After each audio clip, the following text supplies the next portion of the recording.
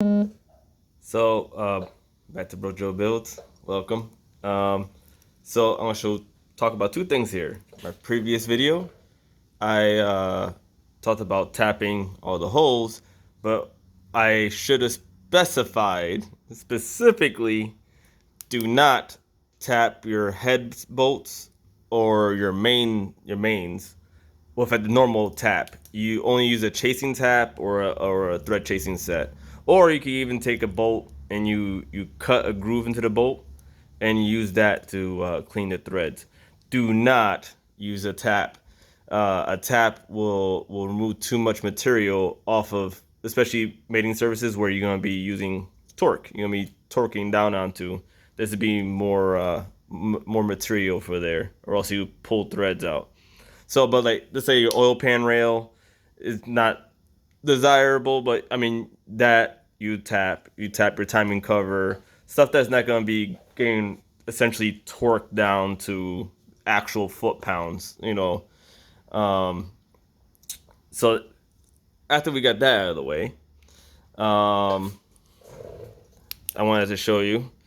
So if you're racing with a small bore motor, which means stock 454 bore, which is a 4.2 weight, or actually 4.25, 30 over is 4.2 weight.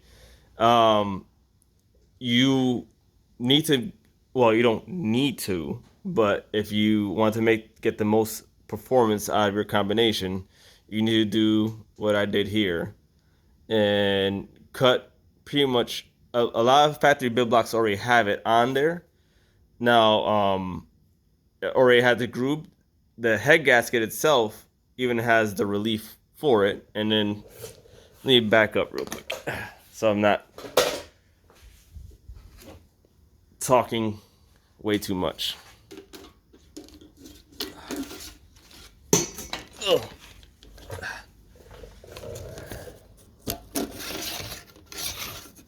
All right, there you go. So your head gasket is actually not a perfect circle on a big block Chevy. It's kind of oblonged, and is oblong because of the head is canted. The valves aren't in line. They're not in like a perfect inline shape. It's actually one valve is sitting a little higher than the other, and it comes out. The valve actually opens on an angle too, because it's a canted valve head. Now, you want to cut and give yourself room for your valve.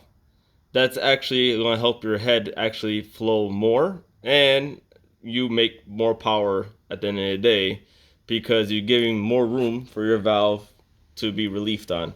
Now, if you have a bigger bore motor like a 502 base block, or at the market 4.5, 4600, I mean 4600 bore, yeah, you don't really need to worry about that. The bore is big enough that it's not going to become a restriction in any way, shape, or form. But on a standard bore motor, that valve does get really close to the cylinder, and because it gets so close to the cylinder, by cutting a little relief, you actually helping your head breathe. I've seen people cut the exhaust side.